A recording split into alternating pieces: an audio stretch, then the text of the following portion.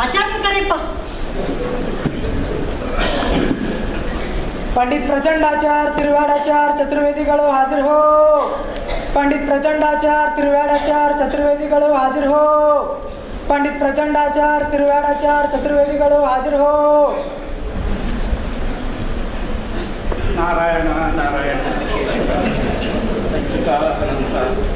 ಆಚಾರ್ಯ ಆಚಾರ್ಯ ಆಚಾರ್ಯ ಈ ಕಡೆ ಬರ್ರಿ, ಹಿಂಗ್ ಬರ್ರಿ. ಅಲ್ಲಿ ಬರ್ಬೋದು. ಹಾ, ಇಲ್ಲಿ ಬರ್ರಿ. ಮಹಾಲಯ ಅಮಾವಾಸ್ಯೆ, ಕಡುವಿನ ಊಟ ಆಗಿದೆ, ಮ್ಯಾಲ ವಯಸ್ಸಾಗಿದೆ. ಹಿಂಗ್ ಬರ್ರಿ, ಈ ಕಟ್ಕಟ್ಟಿ ಒಳಗೆ ನಿಂದ್ರಿ. ಅಲ್ಲೇ ಹಾ, ಇಲ್ಲಿ ನಿಂದ್ರಿ. ಬಂದೆ.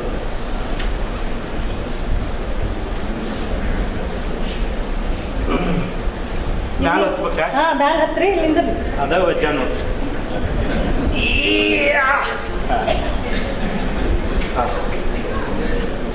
ನಿಮ್ ಪೂರ್ತಿ ಹೆಸರು ಹೇಳ್ರಿ. ನಂದ್ರೆ ಪ್ರಚಂಡಾಚಾರ್ ತಿರುವೆಂಕಟಾಚಾರ್ ಚತುರ್ವೇದಿ. ನಾ ಹೇಳ್ದಂಗೆ ಹೇಳು. ಆಯ್ತು. ನಾನು ಈ ನ್ಯಾಯಪೀಠದ ಸಾಕ್ಷಿಯಾಗಿ ಸತ್ಯವನ್ನೇ ನುಡಿಯುತ್ತೇನೆ. ಡಾಕ್ಟರ್ ಬಂಡೇರಾವ್ ಸರ್, ವಿಚಾರಣೆ ಮುಂದುವರೆಯಲಿ. ಹಾಂ, ಥ್ಯಾಂಕ್ ಯು ಸರ್. ಆಚಾರ್ಯ ನಾರಾಯಣ ನಾರಾಯಣ. ಗೋವಿಂದ ಭಾಳ ಬೋರ್ ಆದಂಗೆ ಕಾಣಿಸ್ತದ. ಹೌದು. ಹಾಂ, ಬ್ಯಾಡ ಅಂದ್ರೂ ಫೋರ್ಸ್ ಮಾಡಿ ಹಾಕ್ತಾರೆ. ನಮಗೂ ಬಾಯಿ ಚಪ್ಪಲ ತಿನ್ಬೇಕು ಅನಿಸ್ತವೆ. ತಿಂದ ಮೇಲಿನ ತ್ರಾಸು ನಮಗೆ ಗೊತ್ತು. ಹಾಂ, ಇರಲಿ ಆಚಾರ್ಯ. ನೀವು ದೇಶಮುಖರ ಮನೆ ಪೌರೋಹಿತ್ರೇನು? ಹೌದು. ಆ ದೇಶಮುಖರ ಮನೆ ಪೌರೋಹಿತ್ಯವನ್ನು ಎಷ್ಟು ದಿನದಿಂದ ಮಾಡ್ತಾ ಇದ್ದೀರಪ್ಪ? ದಿನ ಅಲ್ರಿ ಸಾಹೇಬ್ರೆ, ವರ್ಷನೂ ಅಲ್ಲ.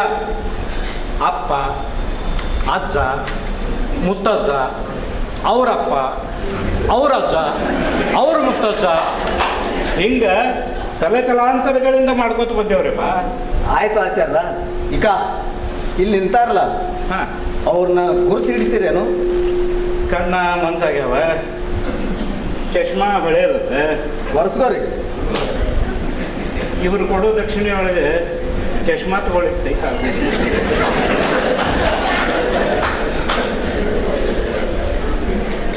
ಹಾ, ಗೋವಿಂದ ಗೋವಿಂದ ಗುರುತಿಸ್ತೀನಿ. ಇವ್ರು ಯಾರು ನಮ್ಗೆ ಗೊತ್ತಿಲ್ಲ. ಹಾಗಂದ್ರೆ ಏನ್ರಿ ಆಚಾರ್ಯ? ಒಂದ್ ಹೇಳ್ರಿ, ಗುರ್ತಿಸ್ತೀರೋ ಇಲ್ಲೋ? ಪ್ರಸಂಗನ ಹಂಗದರಿ ವಕೀಲ್ ಸಾಹೇಬ್ರೆ.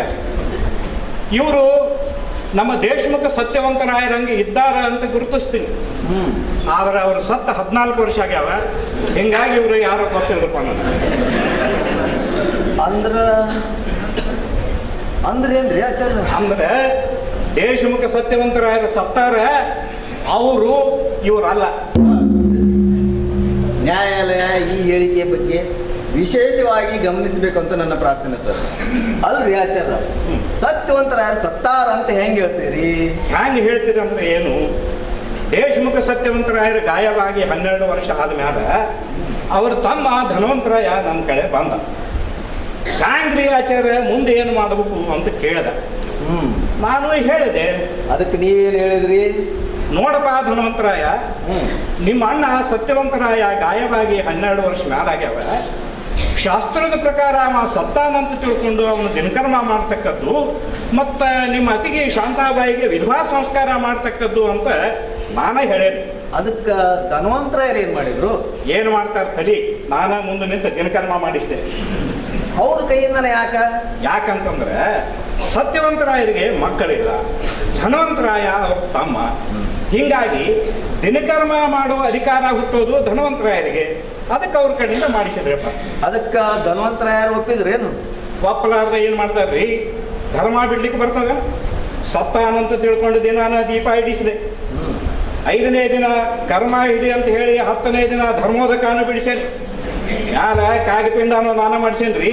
ಕಾಗಿಪಿಂಡ ಆಚಾರ, ಕಾಗಿಪಿಂಡ ಆಯ್ತಲ್ರಿ? ಅದೊಂದು ದೊಡ್ಡ ಕತೀರಿಪ್ಪ. ಮಧ್ಯಾಹ್ನ 3 ಹೊಡೆದ್ರು ಇವನವನು 1 ಕಾಗೆ ಬಂದು ಪಿಂಡ ಮುಟ್ಲಿಲ್ಲ. ಮಧ್ಯಾಹ್ನ 3 ಹೊಡೆದ್ರು 1 ಕಾಗೆ ಬಂದು ಪಿಂಡ ಮುಟ್ಲಿಲ್ಲ. ಹ್ಯಾಂಗ ಮಾಡೋದು ಅಂತ ತಲೆ ಕೆಡಿಸ್ಕೊಂಡು ಕೂತ್ವಿ. ಕಡಿಕ ಮನ್ಯಾಗ ಹುಡುಗರು ಹುಪ್ಪಡಿ ಹೆಂಗಸರು ಹಸಿದಿರ್ತಾವಂತ ತಿಳ್ಕೊಂಡು ಜಲಪಿಂಡ ಮಾಡಿ ಮನೆಗೆ ಬರ್ಬೇಕಾದ್ರೆ ಹೊತ್ತು ಮುಳುಗಿತ್ತು. ಸರ್, ಆಚಾರ್ಯ ಈ ಹೇಳ್ತೀನಿ ನ್ಯಾಯಪೀಠ ವಿಶೇಷವಾಗಿ ಗಮನಿಸಬೇಕು. ವ್ಯಕ್ತಿ ಸತ್ತ ಇಲ್ಲ ಅಂದ್ಮೇಲೆ ಕಾಗಪಿಂಡ ಹೆಂಗಾಗ್ತದೆ?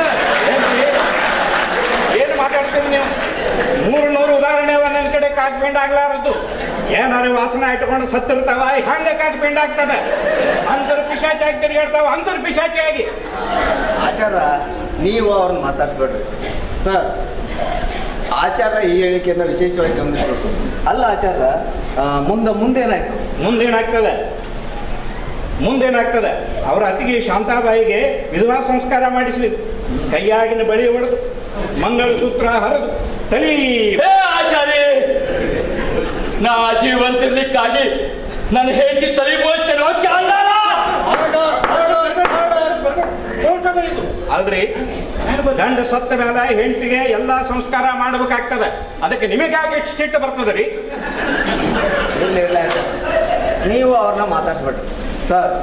ಇಲ್ಲಿಗೆ ನನ್ನ ವಿಚಾರಣೆ ಮುಗೀತು. ಒಬ್ಬ ವ್ಯಕ್ತಿ ಸತ್ತ ಮೇಲೆ ಮಾಡೋ ಶಾಸ್ತ್ರ ವಿಧಾನಗಳನ್ನು ಮಾಡಿದ್ದನ್ನು ನ್ಯಾಯಾಲಯ ವಿಶೇಷವಾಗಿ ಗಮನಿಸಬೇಕು ಅಂತ ನನ್ನ ಪ್ರಾರ್ಥನೆ sir. That's all sir. Vivekrao, yes sir. ನೀವೇನಾದರೂ ವಿಚಾರಿಸ್ತೀರೇನು? ಎಸ್ ಸರ್, ಕೆಲ ಪ್ರಶ್ನೆಗಳಿವೆ, ಅನುಮತಿ ನೀಡಬೇಕು ಸರ್. ಆಗಲಿ, ವಿಚಾರ ಸರಿ.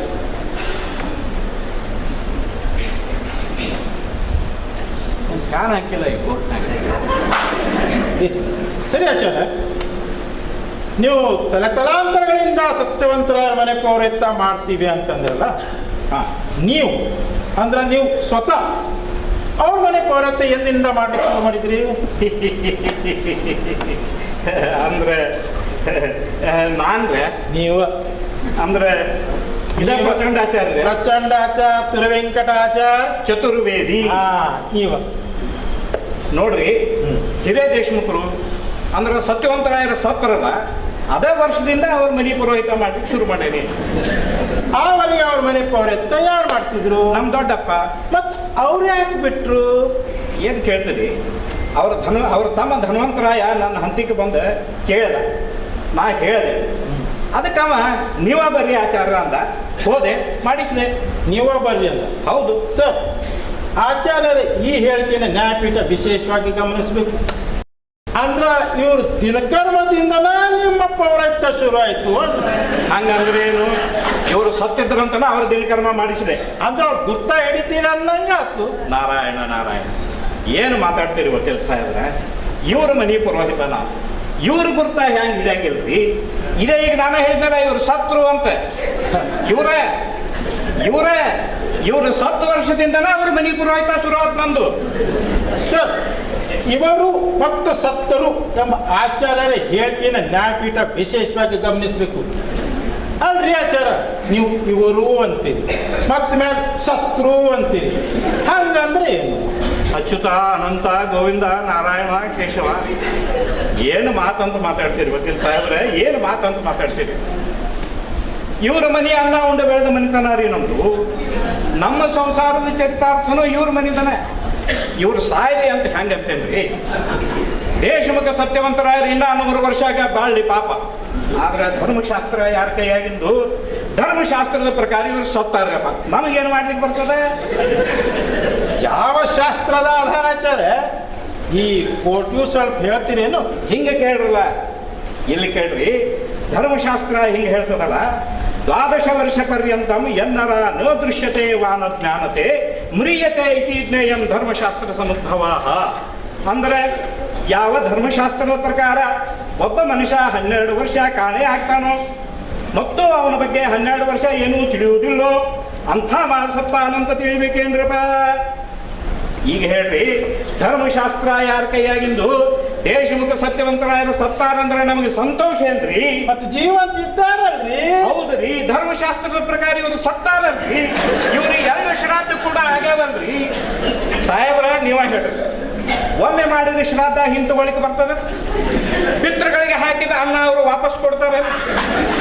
ಇನ್ನೂ ಒಂದು ಧರ್ಮ ಸೂಕ್ಷ್ಮ ಹೇಳ್ತೀನಿ ಕೇಳ್ರಿ. ನಮ್ಮ ವೈದಿಕ ಸಂಪ್ರದಾಯದೊಳಗೆ ಗಂಡ ಸತ್ತ ಅಂದ್ರೆ ಹೆಂಡತಿಗೆ ವಿಧವಾ ಸಂಸ್ಕಾರ ಮಾಡಬೇಕು. ಆ ಪ್ರಕಾರ ಅವರಿಗೆ ವಿಧವಾ ಸಂಸ್ಕಾರ ಮಾಡಿ ಅಂದ ಮೇಲೆ ದೇಶಮುಖ ಸತ್ಯವಂತರಾಯರು ಸತ್ತಾರ. ಅದೆಲ್ಲ ಸರಿ ಆಚಾರ್ಯ, ಆದ್ರೆ ಇದ ಶಾಸ್ತ್ರ ಎಲ್ಲರಿಗೂ ಲಾಗು ಆಗ್ಬೇಕಿಲ್ಲೋ? ಹೌದು, ಲಾಗು ಆಗ್ಬೇಕು. ಹಾ, ಈಗ ನೋಡ್ರಿ, ರಾಮಾಯಣದಾಗ ರಾಮ 14 ವರ್ಷ ವನವಾಸಕ್ಕೆ ಹೋದ. ಹೌದು. ಮಹಾಭಾರತದಾಗ ಪಾಂಡವರು 12 ವರ್ಷ ವನವಾಸ, 1 ವರ್ಷ ಅಜ್ಞಾತವಾಸದಲ್ಲಿದ್ದು ಇದ್ರು. ಈಗ ನಿಮ್ಮ ಶಾಸ್ತ್ರದ ಪ್ರಕಾರ ನ ದೃಶ್ಯತೆ ವಾನ ಜ್ಞಾನತೆ, ಹೌದಿಲ್ಲ? ಮುಂದೆ ಹೇಳಿ. ಅವ್ರು ಸತ್ತಾರಂತ ಅವ್ರದಿನ ಕರ್ಮ ಯಾಕೆ ಮಾಡಲಿಲ್ಲ? ಶಾಂತಂ ಪಾಪಂ ಶಾಂತಂ ಪಾಪಂ ಶಾಂತಂ ಪಾಪಂ. ಏನು ಮಾತಂತ ಮಾತಾಡ್ತೀರಿ ವಕೀಲ್ ಸಾಹೇಬ್ರ? ಏನು ಮಾತಂತ ಮಾತಾಡ್ತೀರಿ? ರಾಮಂದು ಪಾಂಡವರದ್ದು ಕ್ರಿಯಾಕರ್ಮ ಯಾಕೆ ಮಾಡಲಿಲ್ಲ ಅಂತ ಕೇಳ್ತೀರಲ್ರಿ? ಇರಲಿ, ಆದರೂ ನಿಮ್ಮ ಸಲುವಾಗಿ ಒಂದು ಮಾತು ಹೇಳ್ತೀನಿ ಕೇಳ್ರಿ. ಅಲ್ಲೇ ಒಪ್ಪಂದ ಆಗಿತ್ತು, ಅಗ್ರಿಮೆಂಟ್ ಆಗಿತ್ತು. ಆ ಅಗ್ರಿಮೆಂಟ್ ಪ್ರಕಾರ ರಾಮ ಮತ್ತು ಪಾಂಡವರು ಅಷ್ಟು ವರ್ಷ ವನವಾಸಕ್ಕೆ ಹೋಗ್ಯಾರಪ್ಪ. ಇಲ್ಲಿ ಸತ್ಯವಂತರಾಯರ ಬಗ್ಗೆ ಯಾವ ಅಗ್ರಿಮೆಂಟ್ ಆಗ್ಯದ? ಇಲ್ಲೂ ಹೇಳ್ತೀನಿ ಕೇಳ್ರಿ. ನಾನಾಗಿ ಅವರು ದೇವರು, ಈ ಧರ್ಮಶಾಸ್ತ್ರ ದೇವರಿಗೆ ಅನ್ವಯ ಆಗೋದಿಲ್ಲ, ಅವೆಲ್ಲ ಮನುಷ್ಯರಿಗೆ ತಿಳಿತಾ. ಹೋಗ್ಲಿ ಬಿಡ್ರಿ ಅಚ್ಚ, ಹೋಗ್ಲಿ ಬಿಡಿ. ಈಗ ನೀವೇ ಹೇಳಿದ್ರಿ ಒಮ್ಮೆ ವೈದ್ಯವ್ಯ ಬಂತಂದ್ರೆ ತಿರುಗಿ ಮುತ್ತದಿತನ ಬರುದಿಲ್ಲ ಅಂದ್ರಿ, ಹೌದೋ ಇಲ್ಲೋ? ಹೌದು. ಈಗ ನೋಡ್ರಿ, ಪುರಾಣದಾಗ ಬರೋ ಸತ್ಯವಾನ ಸತ್ತ ತಕ್ಷಣ ಸಾವಿತ್ರಿಗೆ ವೈದ್ಯವ್ಯ ಬಂತು ಇಲ್ಲೋ? ಮುಂದೆ ಹೇಳ್ರಿ. ಸತ್ಯವಾನ್ ಮತ್ತೆ ಬದುಕಿದಾಗ ಸಾವಿತ್ರಿಗೆ ಮತ್ತೆ ಮುತ್ತೈದಿತನ ಹೆಂಗ್ ಬಂತು ಅಂತ. ಇಲ್ಲೇ ಎರಡು ಧರ್ಮ ಸೂಕ್ಷ್ಮ ಅವ. ಸತ್ಯವಾದ ಸಾಯುದ್ರಾಗೆ ಬದುಕ್ಯಾನ. ಮತ್ತೆ ಸಾಕ್ಷಾತ್ ಯಮಧರ್ಮರಾಯನೇ ಬಂದು ನಿಂತು ಸಾವಿತ್ರಿಗೆ ಹೇಳ್ತಾನ, ಈಗ ನಿನ್ನ ಗಂಡನ ಜೀವ ವಾಪಸ್ ಕೊಟ್ಟೆ, ನೀ ತಗೊಂಡು ಹೋಗು ಅಂತ. ಇಲ್ಲಿ ಸತ್ಯವಂತರಾಯ ಜೀವ ಯಾರು ವಾಪಸ್ ಕೊಟ್ಟಾರ್ಯಪ್ಪ? ಹೌದು, ಆದ್ರೆ ಸತ್ಯವಾನ ಸತ್ತ ತಕ್ಷಣ ಸಾವಿತ್ರಿಗೆ ವೈದ್ಯ ಬಂತಿಲ್ಲೋ? ತಿರುಗಿ ಮುತ್ತೈದಿ ಹೆಂಗಾದ್ಲು? ಸತ್ಯವಾನ ಸತ್ತ ಮೇಲೆ ಸಾವಿತ್ರಿಗೆ ಯಾವ ಪುರೋಹಿತರು ವಿಧವಾ ಸಂಸ್ಕಾರ ಮಾಡಿದ್ದಿಲ್ಲ. ಇಲ್ಲೇ ಶಾಂತಾಬಾಯರಿಗೆ ವಿಧವಾ ಸಂಸ್ಕಾರ ಆಗ್ಯದ. ಪುರೋಹಿತರು ವಿಧವಾ ಸಂಸ್ಕಾರ ಕೊಟ್ಟು ಬಿಟ್ಟಾರೆ. ಒಮ್ಮೆ ವಿಧವಾ ಸಂಸ್ಕಾರ ಆದ್ಮೇಲೆ ಯಮಧರ್ಮರಾಯಿಗೂ ಏನೋ ಮಾಡ್ಲಿಕ್ಕೆ ಬರುವುದಿಲ್ಲ. ಇಲ್ಲಿ ಬರ್ರಿ, ಅವು ನಿಮ್ಮ ಪೇಸ್ಟ್ ಇದ್ದಂಗೆ, ಟೂತ್ ಪೇಸ್ಟ್ ಒಮ್ಮೆ ಟ್ಯೂಬ್ನಾಗಿಂದ ಹೊರಗೆ ಬಂತಂದ್ರೆ ತಿರುಗಿ ಒಳಗೆ ಹಾಕ್ಲಿಕ್ಕೆ ಬರುವುದಿಲ್ಲ. ಹಂಗೆ ಶ್ರಾದ್ದ ವೈಧವ್ಯ ವಾಪಸ್ ತಗೊಳ್ಳಿಕ್ಕೆ ಬರುವುದಿಲ್ಲ. ಸರ್, ಬದುಕಿದವರನ್ನು ಕಾನೂನು ಮತ್ತು ಧರ್ಮಶಾಸ್ತ್ರದ ಪ್ರಕಾರ ಸತ್ತವರನ್ನಂದು ಸಾರ್ವಾಧಿಕಾರ ಯಾವ ಸಂಪ್ರದಾಯಕ್ಕೂ, ಯಾವ ಶಾಸ್ತ್ರಕ್ಕೂ, ಯಾವ ಶಾಸನಕ್ಕೂ ಇಲ್ಲ. ನ್ಯಾಯಪೀಠ ದಯವಿಟ್ಟು ಇದನ್ನು ವಿಶೇಷವಾಗಿ ಗಮನಿಸಬೇಕು. ಏನ್ರಿ, ಏನು ಮಾತಾಡ್ತೀರಿ? ಶಾಸ್ತ್ರ ಸುಳ್ಳಂತೀರಿ? ನೀವು ಓದಿರೇನು ಶಾಸ್ತ್ರ? ಶಾಸ್ತ್ರ ಅಂದ್ರೆ ಅದೇನು ಕಿರಾಣಿ ಅಂಗಡಿ ಒಳಗಿನ ಉದುರಿ ಪುಸ್ತಕ ಅಂತ ಮಾಡಿರೇನ್ರಿ? ಶಾಸ್ತ್ರ ಸುಳ್ಳು ಅನ್ಬೇಕಾದ್ರೆ ಪ್ರಮಾಣ ಮಾಡಿ ತೋರಿಸ್ಬೇಕಾಗ್ತದೆ. ನೀವು ತೋರಿಸ್ತಾರೇ? ಆಚಾರ, ಇದು ಕೋರ್ಟ್ ಅಲ್ಲ, ಹಂಗೆಲ್ಲ ಹಾವೇಸ ಮಾತಾಡಬಾರ್ದು, ಸಮಾಧಾನ ಇರ್ಲಿ ಬಿಡ್ರಿ. ನನಗೂ ಗೊತ್ತದ ಏನು ಮಾತಾಡ್ಬೇಕು ಏನು ಮಾತಾಡಬಾರ್ದು ಅನ್ನೋ ಖಬರ್ ಇಟ್ಕೊಂಡ ಮಾತಾಡ್ಲಿಕ್ಕೆ. ನಾನು ನ್ಯಾಯಶಾಸ್ತ್ರ ಓದೇನಿ, ತರ್ಕ ಓದೇನಿ, ಮೀಮಾಂಸ ಓದೇನಿ. ಧರ್ಮಶಾಸ್ತ್ರ ಸುಳ್ಳು ಅಂತಕ್ಕದ್ದಲ್ಲ. ನಮಗೆ ಸಿಟ್ಟು ಬರ್ತದೆ. ಬೇಕಾದ್ರೆ ಈ ಆಚಾರ್ಯನ ಸತ್ತಾನನ್ರಿ, ನಮಗೆ ಸಿಟ್ಟು ಬರೋದಿಲ್ಲ. ಆದ್ರೆ ಧರ್ಮಶಾಸ್ತ್ರ ಸುಳ್ಳು ಅಂತಕ್ಕದ್ದಲ್ಲ. ಸರ್, ಇಲ್ಲಿಗೆ ನಾನು ವಿಚಾರಣೆ ಮುಗೀತು. ಆಚಾರ, ನೀವೇನು ಹೋಗ್ಬೋದು. ಧರ್ಮ ಗೊತ್ತಿಲ್ಲ, ಕರ್ಮ ಗೊತ್ತಿಲ್ಲ, ವಿಧಿ ಗೊತ್ತಿಲ್ಲ, ವಿಧಾನ ಗೊತ್ತಿಲ್ಲ, ನ್ಯಾಯಶಾಸ್ತ್ರ ಗೊತ್ತಿಲ್ಲ, ತರ್ಕ ಗೊತ್ತಿಲ್ಲ, ಮೀಮಾಂಸಾ ಗೊತ್ತಿಲ್ಲ. ನನಗೆ ಧರ್ಮಶಾಸ್ತ್ರ ಹೇಳಿಕ್ ಬರ್ತಾರೆ. ನನಗೆ ಏನಂತ ತಿಳ್ಕೊಂಡಾರ ಈ ಪ್ರಚಂಡಾಚಾರ್ಯನ?